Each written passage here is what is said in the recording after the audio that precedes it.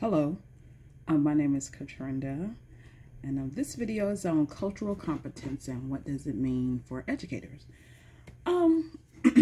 So the first question says, what does it mean to be culturally competent as an educator?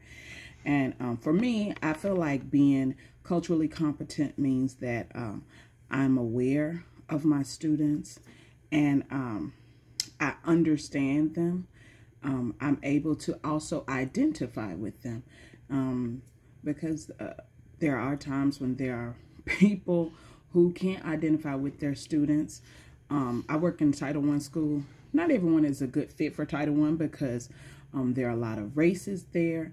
And everybody's not able to identify with the students. So being culturally competent means being able to identify with your students and being aware every time you're in their presence, being aware of their needs and of their family, their background.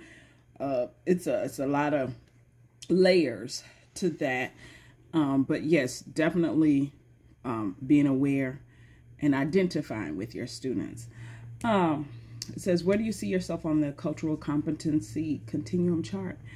And I see myself, I think it was, okay, so it says, I chose to, but I think it's either cultural competence or cultural proficiency.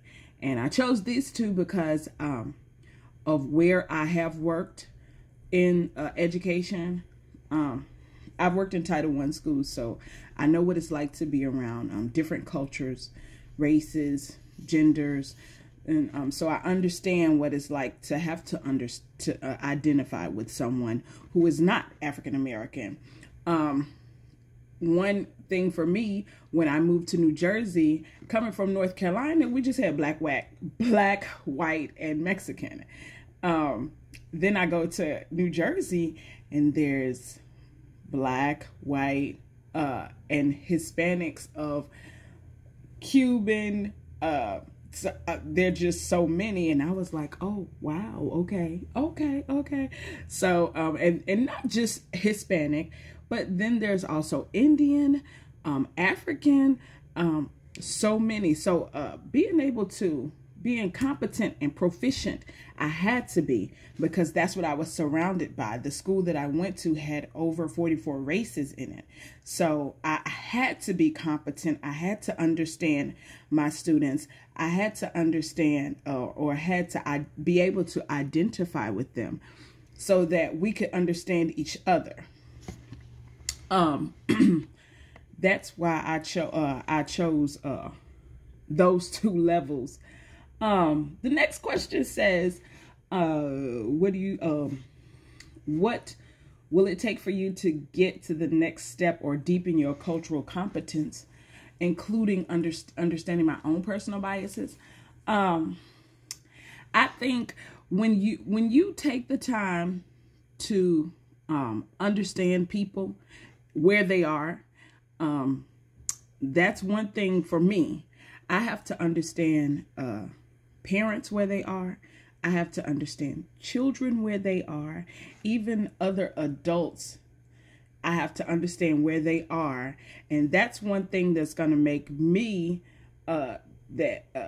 gives me that deeper understanding of people and their cultures. Sitting down, talking to someone, just having a conversation with someone is something that allows you to understand them even more. Daily. I have to do this daily. I talk to my students daily, because if I don't, they'll be like, Miss Lee, you didn't know. I have to sit down and talk to them. Cultural inclusivity in the classroom. The same thing I just said. Sitting down, talking. Communication is very big. When you sit down and have a conversation with someone, outside of getting to know too much, of course we know how to stop a conversation so it doesn't go too far, but sitting down, communicating, even having a day where parents come in and talk about their background It could even be, I think, I forgot we had a cultural day at the school I worked at in New Jersey. So many different cultures. They brought food in. This was pre-COVID, but this is the way that you learn. This is the only way we can learn. Not just reading, but sitting down, talking to other people so that you can understand who they are and what they are. And how will you ensure you are respecting students as individuals with differing personal backgrounds and various skills, abilities, perspectives, talents, interests? So again, working at a Title I school, this is like a big thing I had to learn. I could say when I first started working, in New Jersey, to look at somebody else with a different culture than yours, it's like, that's not right. Or, but they weren't raised in my home. So of course, to me, it's not right.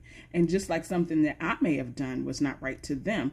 But what I had to do was sit down and have a conversation and talk to them so that I can make a bigger impact with their children, or I can make a bigger impact with my coworkers, or I can make a bigger impact with my scholars. Because if that communication barrier, you got to have that communication.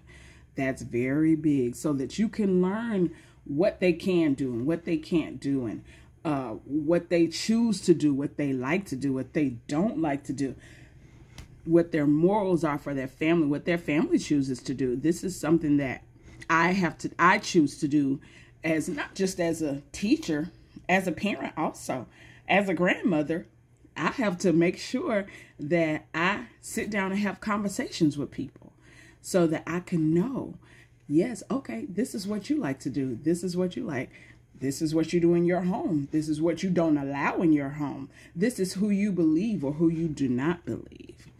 So that's my cultural competence as an educator. And I hope you enjoyed my